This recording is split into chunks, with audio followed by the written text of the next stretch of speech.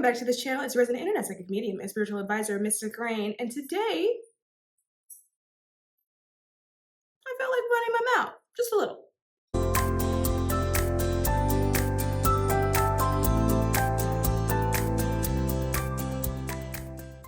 I am here to free you, in the words of Jada Pinkett Smith, your entanglements with people that you are currently entangled with that you don't want to be entangled with. We are going to discuss a concept because a lot of you guys have gotten yourselves into messes with people, right? We have been doing such a good job discussing things like sovereignty, owning your stuff, owning your power, going after whatever it is that you want, leaving behind people that no longer resonate with you, that are not on your side, that are not supportive of you. And one question that I get a lot is, well, what do I do about my family? Right? Like, my family is my family. My family, like, if I don't have them, I have nobody. If I ostracize myself from them, then I'm alone. What do I do about my friends? We've been friends for a long time, or maybe I've known them for a long time. And friends have rough patches, right? Like, what do I do about the people in my life that I love? I know that these people are not necessarily always in my corner. I know these people aren't necessarily always supportive of me. I know that these people probably wouldn't necessarily have my back in the same way that I would have their back. But I'm still having a hard time figuring out how to release those bonds and how to separate from those people without it feeling so permanent, right? And so I'm here to, one, explain to you that feeling that you get when you think about that, right? The feeling that's a little bit triggering, but also explain to you what's actually happening. And by explaining to you what's actually happening, my hope is that you can then go and make better informed decisions about how you wish to go live your life, right? So part of what you're experiencing when you think about cutting off your family or cutting off a friend that you've had for a really long time, that initial feeling of I can't do that, I'm going to be alone, is not really always a pure fear of being alone. Sometimes it may be woven in there a little bit, but what you're actually experiencing is the feeling of loss and grief. When you think about releasing connections like that, and you're like, oh, I can't do that, what happened was that you had a glimpse of yourself grieving that connection with that person, right? So when you think about separating from your family, instead of thinking about it from the perspective of, look, it's not goodbye forever, I just need a little space in order to become who I'm supposed to become, people look at it from a perspective of, I'm never going to see or talk to this person ever again. And then what happens is that you start prematurely grieving the person. But what's really happening is that you are considering the loss of the relationship that you have thought you had, right? Or the relationship that you may have potentially created in your mind. Now, why did you potentially create this in your mind? If you are struggling with people who you feel like aren't really there for you in the beginning, right? That you know that the relationship is kind of toxic anyway, and you know that maybe they're holding you back to some regards. You know that being around them makes you feel kind of uncomfortable, or you don't walk away from exchanges with them feeling uplifted. You feel like you've walked into like a room of negativity and you're still grieving. Then that means somewhere along the way, in your mind, you created that there was a relationship that existed that did not really exist. Somewhere in your mind, that person was either put on a pedestal, or you did some form of magical smoke and mirrors with yourself that made you see this person in a light that they are really not actually in, right? Now, some people will say, oh, well, they used to be good. They used to be great, right? Potentially, right? But one thing is that people don't change often. And when they do change, they don't change drastically. So if you're going from a situation where you feel like that person was great and now that person is not great, you may need to sit there and ask yourself, who was this person that I thought was great to begin with? Were they actually like that? Or did I create a story, and in that story, did I write them to appear to be that way? And what's happened is a lot of you are in situations with people, and it's not necessarily always a situation that's your fault. A lot of times it's situations that you're born into, like when you are dealing with family. But sometimes you end up in situations with friends or significant others that you probably willingly entered yourself, where you almost feel like you're beholden to that person. And so even though you know that that person is not good for you, they're not good for your growth, they're not going to help you win in life in any which way, shape, or form, you know that person is not supportive of you, they're throwing shade at you every which way they can, maybe they're kind of toxic, a little emotionally abusive, a little mentally or even physically abusive, you know that. But somehow when you think that it's time to cut the cord, you go into feeling like, I can't do that. And what I've noticed is, and this is not for everybody, right? So message is only going to be for those who it's for, right? A lot of times there's a feeling of obligation to that person, especially when you're dealing with significant others who you have been with for an extended period of time, and when you're dealing with family members, right? But I've also noticed too that this sense of obligation can come up when you're dealing with friends, and it can also, I've noticed, come up when people are thinking about jobs too, right? So for example, you may have a job, and I'm not saying for anybody to go quit their job. This is just me talking, okay? You can have a job, and sometimes you're like, why am I here? These people don't like me. They're not nice to me. They're not kind to me, right? But you show up every day. Sometimes you may show up early or you leave a little bit late, right? They talk to you all types of crazy, but you're out there grinding for this job, for this business, for this company. And you're doing so out of obligation because there's a part of you that feels like you owe, right? Or maybe that person blatantly told you that you owed, or maybe the way the relationship has been set up, something about the relationship always felt a little bit transactional. For some people, it's a fear of losing the relationship entirely. So people that have unresolved, healed, or unhealed wounds, you may have relationships with people in your family or a romantic partner where you feel like you owe them, and because you don't want to lose them, right? There's a feeling of, if I don't do this, they will leave. And if they leave, I have nothing, I have nobody, and I'm alone, right? And so you develop this feeling of owing people, and you end up in situations and relationships with people where you feel like you are giving more to them than you are getting back, right? This happens really easy when it comes to my feminines. Masculines, hang in there with me.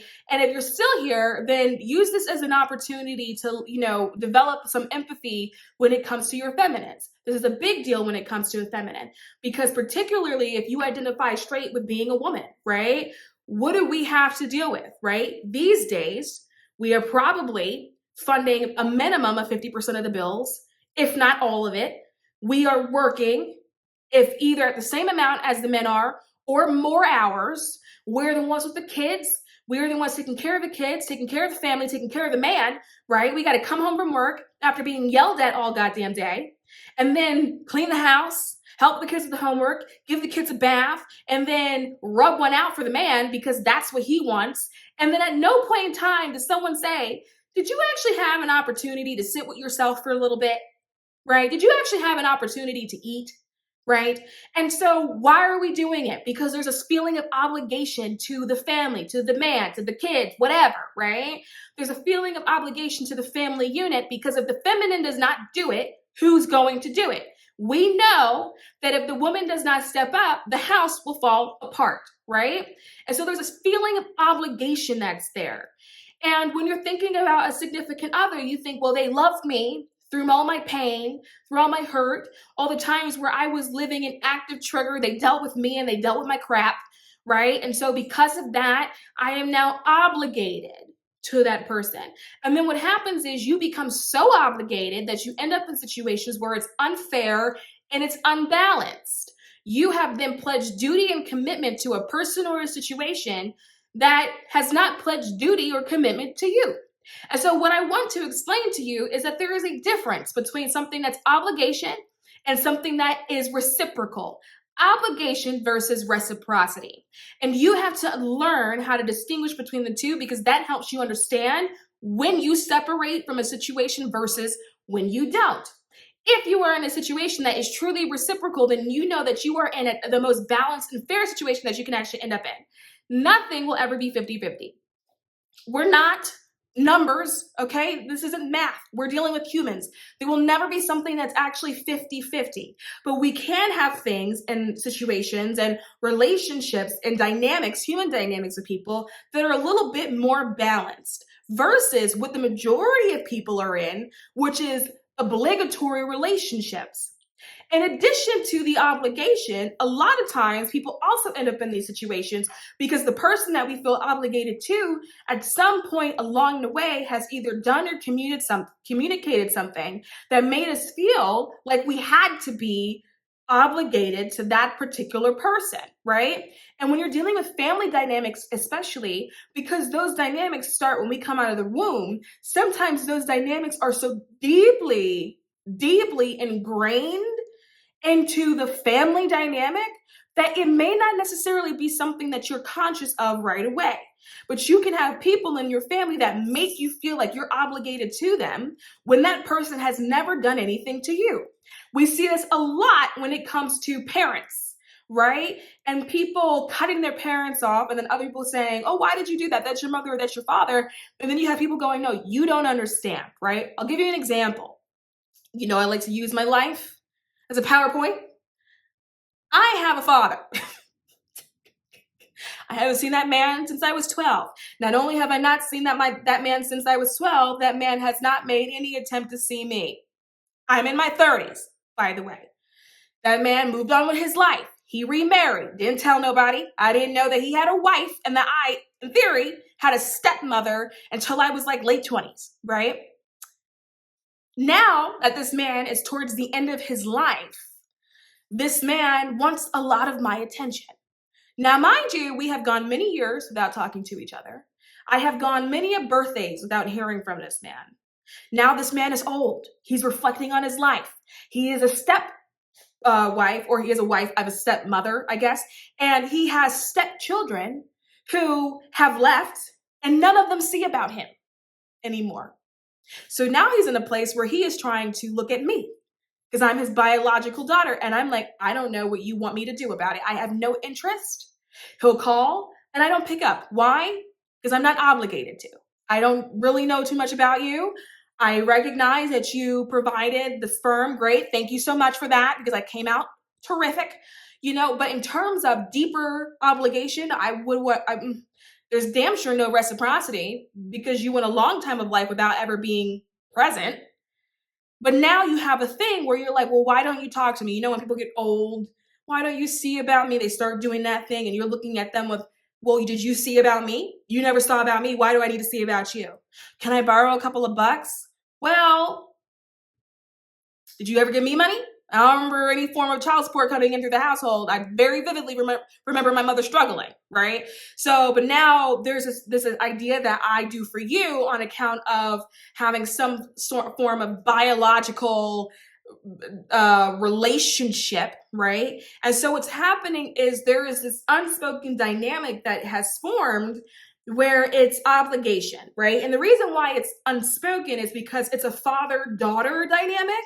And so because it's a father-daughter dynamic, you don't really need to say it out loud, right? It's a parent-child thing, you know? So it is unspoken. There is this unspoken thing where you feel obligated to take care of your parents, but you then have to ask yourself, that was I one of the ones that had a parent that took care of me, right?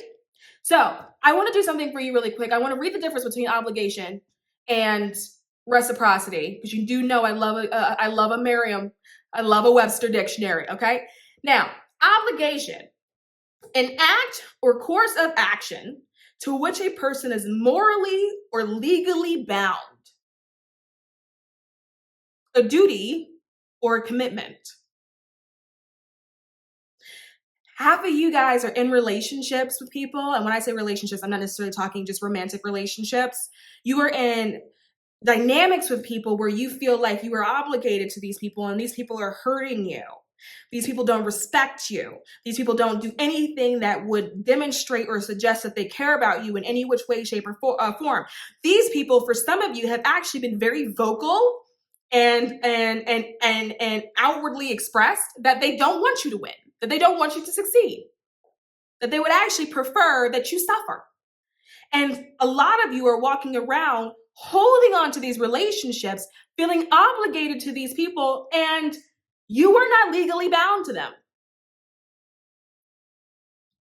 Even if you're married to them, I don't think there's anything in the vows that's saying that you need to be there when someone is being toxic or abusive or not supportive. In sickness and health, that's one thing, sure. And rich or for poor, okay, sure. But I don't think there's anything in there that says, okay, so for better or for worse, throw it under there if you want to throw it under there for better or for worse. But you do have to be the person that makes a decision of, okay, worse is one thing, but what is worser, right? What comes after that?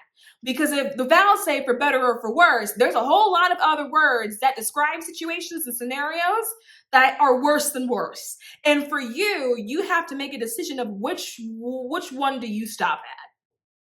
Because there's nothing here that says that you're morally or legally bound. How are you morally bound to somebody that doesn't feel the need to be morally bound to you? There's another definition, a debt of gratitude for a service or for a favor. So some of you feel obligated to people. You feel like you are in a debt of gratitude for somebody for a service or a favor, and they haven't done shit for you. They haven't given you any services. They haven't done any favors. And maybe they did do a favor 10 years ago, and then since then, they have been nothing but an asshole since. Don't you think that cancels out? I kind of think that cancels out. So, what is the definition of reciprocity, right? Reciprocity is the practice of exchanging things with others for mutual benefit, especially privileges granted by one country or an organization of another. You see this a lot play out in like world stages, right? Like you see it with states and countries and foreign policy and like how they do things. There are no countries that are obligated to each other. They either you scratch my back, I scratch your back. There has to be a reciprocity there. There has to be a mutual benefit for everybody that's involved. If there's not a mutual benefit, then I'm not doing it, right? There is no obligation, right? So if you are exchanging things with others for mutual benefit, tell me why you are giving your time, your effort, your energy, your attention, for some of you, your body, you, to people who are not exchanging anything back with you. Some of you are in situations you're not getting money from these people. For some of you, you're not even getting so much as a hug. So why do you feel like you're indebted to these people again? You don't even have a relationship of reciprocity. You're not even in a situation with somebody or a dynamic with somebody where you are benefiting. There needs to be a mutual benefit, and you are not benefiting. Mutual benefit is the way it should be. That's called community, right? Like a village, you know? Community is when people are doing for others and you are doing for them. Why? Because it's reciprocity. It's a mutual benefit, but that's not what you have. A lot of you are stuck in dynamics in which you have obligation and you feel obligated towards the other person, and the person has not done anything to earn that promise from you.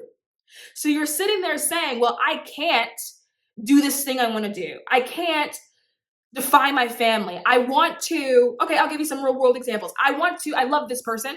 I want to marry this person, but my family doesn't like them because they are of a different caste system. They're of a different race, whatever, right? And therefore, due to my obligation to my family, I'm not going to be with that person.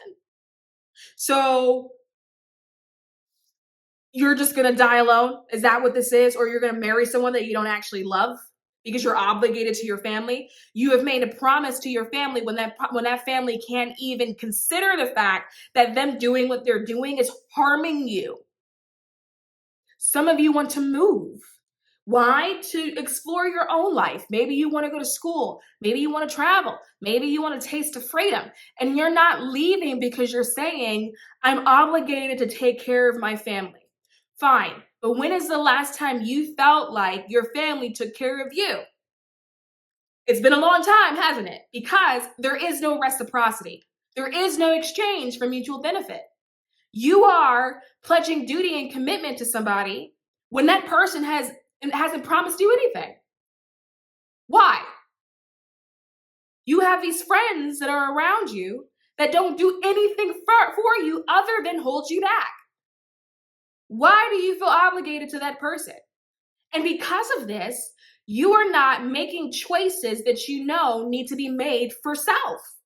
Choices that you know would make you happy, that would keep you going, that would keep you moving. You're not doing that. You're not making those decisions because you're obligated to somebody else. But how are you obligated to somebody when they have not made any promises towards you? If it was a reciprocal relationship where they were also doing for you and you knew that you guys were in a situation where you were always constantly helping each other out in good faith, right? Because people can do for you and they're only doing it because they want something back, right? Some people, because I know people like that. I got people in my family that are like that, right? Who they will do a whole lot for you. And then you don't even want to take it. They'd be like, here. And you're like, I don't really want it because if I take it from you, if I accept this gift, if I accept this offer, you are going to come back and cash in. And not only are you going to cash in, in your mind, it's going to be an obligation that I do for you because you did for me. Reciprocity doesn't come with obligation. Reciprocity is a good faith exchange because you believe that it provides mutual benefit. What's happening is you're accepting things and you're accepting offers from other people, mistaking it for being an act of reciprocity when it's really an act of putting you in a position where you must do for them whenever they see fit. Why? Why would you do that to yourself? And the thing is, a lot of you know that that's happening, but you feel stuck. Well, I don't know. I don't know what to do. That's my family. What do I do without them? Well, it doesn't sound like they're doing a whole lot for you now. So you're worried so much about what you would do without them, how you would survive without them, when it kind of seems like you've been surviving without them already. The difference is, not only are you surviving without them because they're not really actually helping you or benefiting you in any kind of way, they're also stressing you out and making you feel like shit in the process. Some of you are in romantic relationships. Well, if we break up, who do I have? Well, you're currently in a relationship where you feel lonely anyway. You are going to bed with this person every night and you feel like the other side of the bed is cold and they're laying right next to you. So what do you mean you have nothing? You have nothing now. So what's the difference? When you have these people that are in your auric field and they're in your energy field, these people will hold you back. Because what you're searching for is freedom. You're not going to get it when you're allowing these people to stand in your auric field because these people are the ones that are actually making you feel trapped, right? You want love. You don't feel it from these people. You want acceptance. These people are scoffing every time you're winning or doing anything great with your life, so you're not necessarily getting that. You would like peace, but these people around you are nowhere near at peace. So why would you experience that when you are letting them sit in your auric field? When it comes to releasing people and letting people go, it doesn't mean that they died and you buried them in the backyard. It means that you have to understand who can and who cannot exist inside your auric field. And that may mean that they have to stay at a distance, right? That may mean that you have to be able to shut conversations down.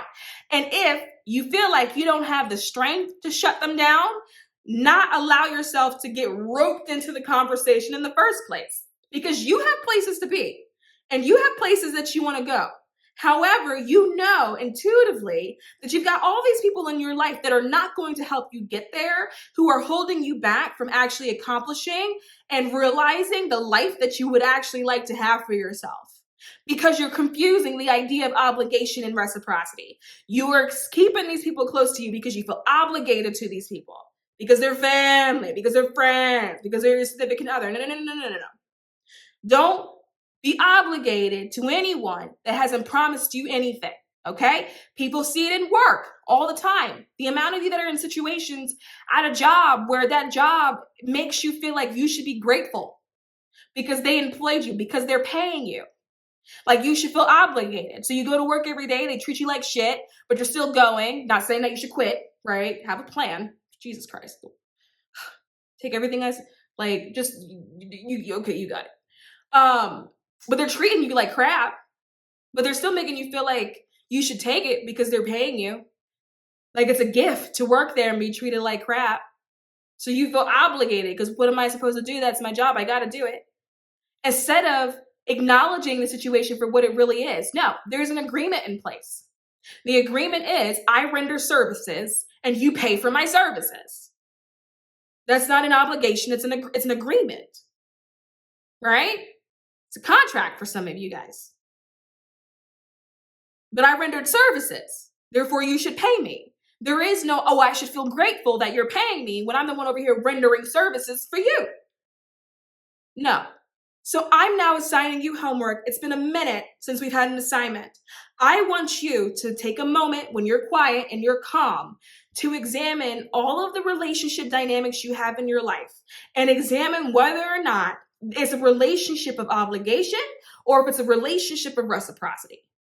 And based off of your answer to that question, I want you to then make a decision that is best for you. If you realize that it's a relationship of obligation, and hint, hint, cheat code, the majority of your relationships that you will assess will be of obligation. It'll then be up to you to make a decision about what you wish to do about that. Because all of those relationships of obligations are the ones that make you miserable.